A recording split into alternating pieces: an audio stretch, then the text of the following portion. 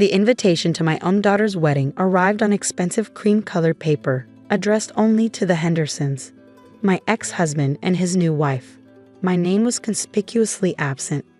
I stared at the elegant calligraphy through tears, remembering the $45,000 check I'd written just last month for what Victoria, my former mother-in-law, had called essential wedding expenses. My name is Catherine Chin, 48, owner of a successful interior design firm, and apparently no longer welcome at my only daughter Emma's wedding, despite funding most of it. Mom? Emma's voice on the phone was small, uncertain. Did you get the invitation? I can explain. Sweetheart. I kept my voice steady, though my hands shook. What's going on? Grandma Victoria says. She says it would be better if you weren't there. That it might make people uncomfortable. Dad agrees. She paused. They say it's for the best, that it will be more traditional this way. Traditional. Victoria's favorite word when she wanted to exclude me. She'd used it throughout Emma's childhood. Traditional family values that somehow never included the Chinese-American mother who trapped her precious son into marriage by getting pregnant in college. Never mind that James and I had been deeply in love. Never mind that we'd built a successful life together before he left me for his younger secretary 15 years later. Never mind that I'd raised Emma largely alone while building my business from scratch. Emma, I said carefully, I'd pay for most of the wedding. The venue, the catering, the flowers. I know, Mom. But Grandma Victoria says she's handling everything now. She says you wouldn't understand the kind of wedding we're planning. That your taste is too. She trailed off. Too what, Emma? Too modern.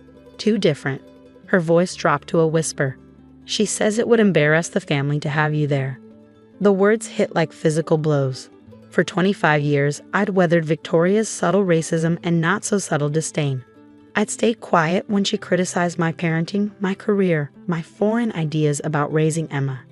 But this was too far. Put Victoria on the phone, I said quietly. Oh, Catherine. Victoria's voice dripped with artificial sympathy. I was hoping we could avoid any unpleasantness. Surely you understand that Emma deserves a proper wedding. Something elegant. I understand that I've paid for this proper wedding, I replied. Every check signed in my name. About that, she cut in smoothly. James will be reimbursing you, of course. We can't have Emma's wedding tainted by outside money. Outside money? My laugh held no humor. You mean my money? The money I earned building my own company while James was living off his trust fund? Now, Catherine, there's no need to be bitter. We're simply trying to give Emma the wedding she deserves. A traditional celebration with her father's family. You understand, don't you? It's better this way. I thought about the venue contract in my office safe, about the receipts and agreements all bearing my signature, about the conversations with vendors that Victoria didn't know I'd recorded. Actually, Victoria, I don't understand, but I think it's time we had a proper conversation about this wedding. In person. That won't be necessary, she said dismissively. Everything's arranged. The invitations are sent. Emma agrees this is for the best. Does she? I kept my voice level. Or have you and James manipulated her the way you always have, using tradition and family obligations to control her? Victoria's tone turned icy. I won't be spoken to this way by someone, whoa. By someone who what, Victoria? Someone who's paid for the entire wedding. Someone who's been more of a parent to Emma than James ever was. Someone who doesn't fit your narrow definition of family. The money is being repaid, she snapped. After that, you have no claim to this wedding. Emma needs to focus on joining the right kind of family now. The right kind of family. The words echoed in my head, stirring memories of every slight, every exclusion, every time Victoria had made me feel less than worthy of her precious son and granddaughter. We'll see about that, I said quietly and hung up. My hands were steady now as I opened my safe, pulling out the carefully organized files. Victoria had no idea that 25 years of running my own business had taught me to document everything.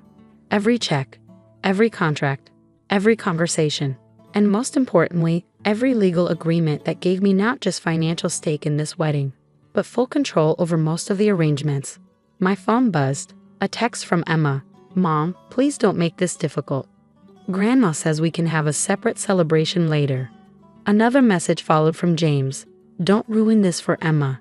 Just accept the repayment and step back. It's what's best for everyone. Best for everyone. Best for their image. Best for Victoria's social standing. But what about what was best for my daughter? I picked up my phone and dialed a number I'd hoped never to need. Claire? It's Catherine Chen. Remember that favor you owe me from the governor's mansion renovation?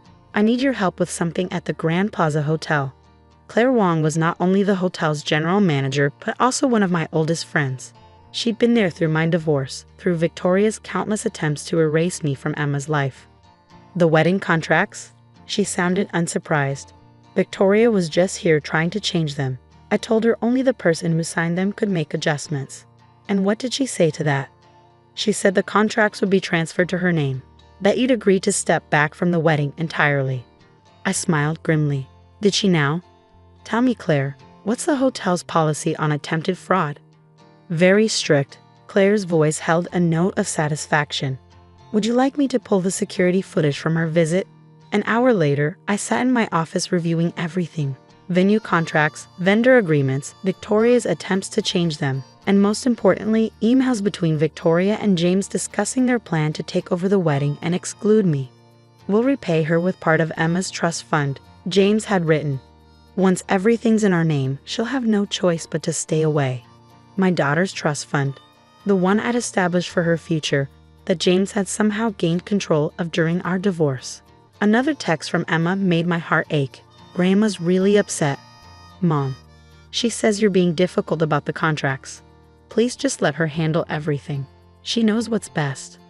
I closed my eyes, remembering all the times I'd stayed quiet for Emma's sake. All the times I'd let Victoria's subtle racism and manipulation slide to keep the peace. But not this time. This time, I had proof.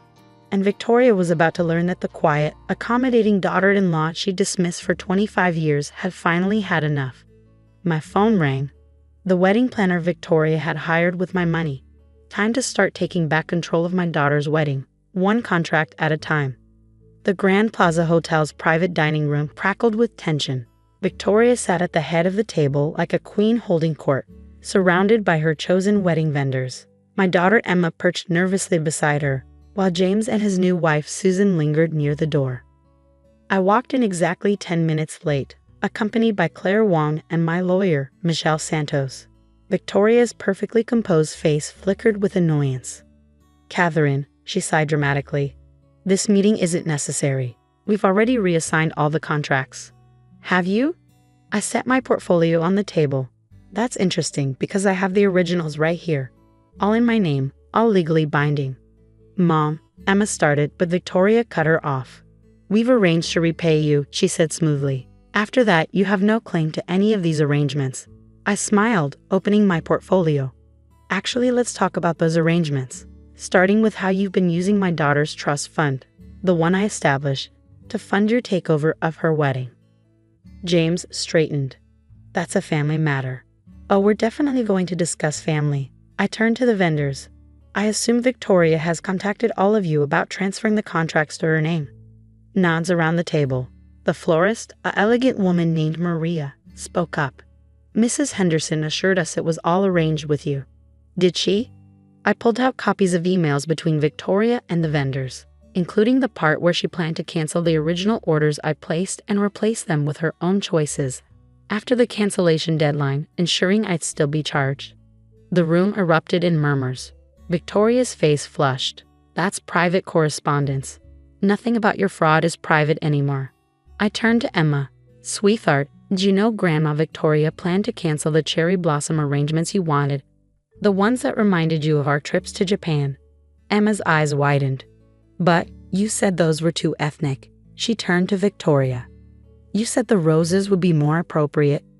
Traditional, Victoria corrected sharply. I was thinking of what's best for. For who? I interrupted. For Emma, or for your country club friends who might be uncomfortable with anything celebrating her Japanese heritage? How dare you? Victoria stood, her composure cracking. I've only ever wanted what's best for this family, your version of family. I kept my voice steady. The version that excludes Emma's Chinese heritage, that tries to erase every trace of her mother's culture. Mom? Emma's voice shook. What does she mean about my trust fund? Michelle, my lawyer, stepped forward. We've discovered unauthorized withdrawals from your trust fund made by your father and grandmother. They've been using your money to fund their takeover of the wedding arrangements. James paled. Now wait a minute. The trust fund I established, I continued, specifically for your education and future, not for your grandmother's attempt to create her idea of a proper wedding. Victoria stood, straightening her designer jacket.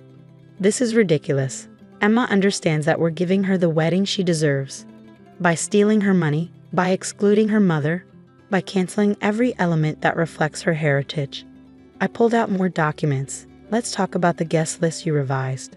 Every one of my family members removed. Every friend who doesn't fit your social circle eliminated. Emma grabbed the list, her hands shaking. Aunt May isn't invited? My cousins. But you said they declined. Because she never sent their invitations, I said quietly. Just like she planned to block me from attending, even though I'm paying for everything. The vendors shifted uncomfortably. Maria the florist spoke again. Mrs. Henderson, you told us the mother of the bride had willingly stepped back. She had no right to be involved. Victoria exploded. This family has standards, traditions. Racism, I suggested mildly. Fraud? Are those the traditions you're defending? Claire stepped forward, adding her own files to the table. We have security footage of Mrs. Henderson attempting to alter legally binding contracts. The hotel takes such actions very seriously. Victoria's face contorted. James, are you going to let her destroy everything we've planned? But James was staring at the trust fund documents, his face ashen. Victoria, you said the money was coming from your accounts. It hardly matters now, she snapped. Catherine clearly intends to ruin everything, just like she ruined you by trapping you into marriage. Enough. Emma's voice cracked like a whip. She stood, tears streaming down her face. All my life, you've told me what's proper, what's traditional, what's best. But you've been lying, using my money to erase who I am, who my mother is. Darling, Victoria reached for her, but Emma stepped back. I wanted cherry blossoms because they remind me of the trips Mom and I took after the divorce, when Dad was too busy with Susan to remember my birthdays. I wanted my Chinese and Japanese relatives there because they're my family too. But you, she turned to her father. You both just wanted to pretend I'm someone else. Someone more? Traditional? I supplied softly. Emma nodded, tears falling. I don't want your traditional wedding. I want my wedding. With all of my family, all of my heritage, all of me. Victoria's face hardened. You're being dramatic. Once Catherine repaid, these contracts will. Actually, Michelle interrupted. Mrs. Chen has no obligation to transfer or terminate these contracts. Furthermore, as the trustee of Emma's trust fund, she has the right to pursue legal action regarding the unauthorized withdrawals. You wouldn't dare, Victoria hissed at me. Think of the scandal. The scandal of a grandmother stealing from her granddaughter. Of using fraud to exclude the mother of the bride. I stood gathering my documents. I think that scandal is already here, Victoria. The only question is how public you want it to become. The next hour was a blur of legal discussions and vendor negotiations. Victoria and James left in stony silence, their perfect plans in shambles.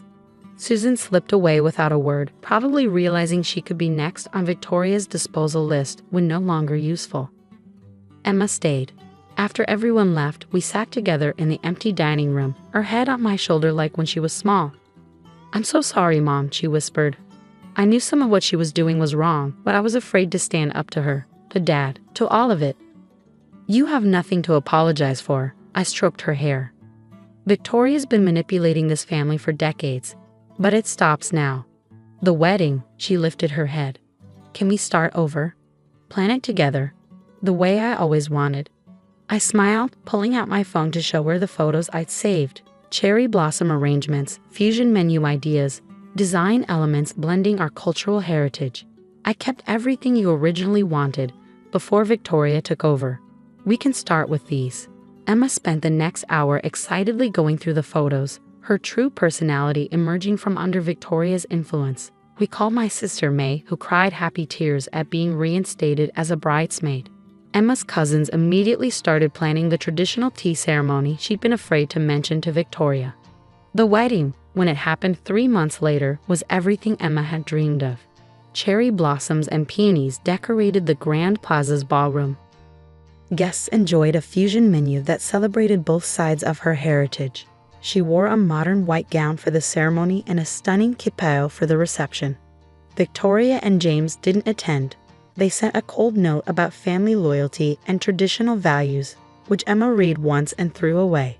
She danced with her uncle instead of her father, surrounded by family who loved her for exactly who she was. During the mother-daughter dance, Emma whispered, "Thank you for fighting for me, Mom. For showing me it's okay to fight for myself." I held her close, remembering a little girl who used to hide her Chinese schoolbooks from Victoria, who learned to be ashamed of her mixed heritage.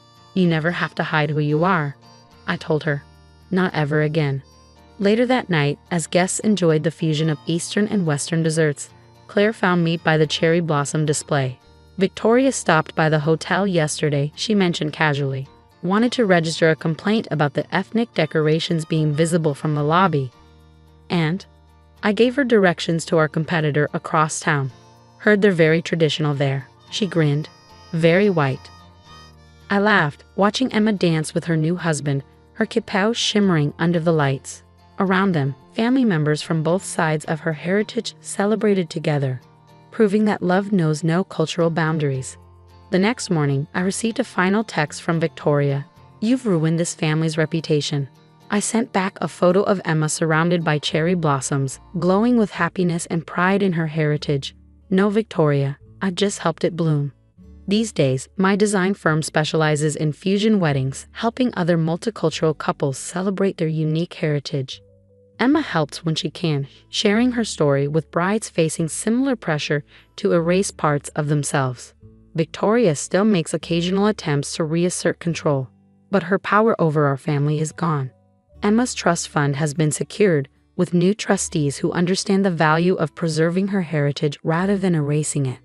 Most importantly, Emma is finally free to be herself, all of herself. The wedding photos in our hall show a bride glowing with pride in both sides of her heritage, surrounded by family who love her completely. And that's worth more than all of Victoria's tradition.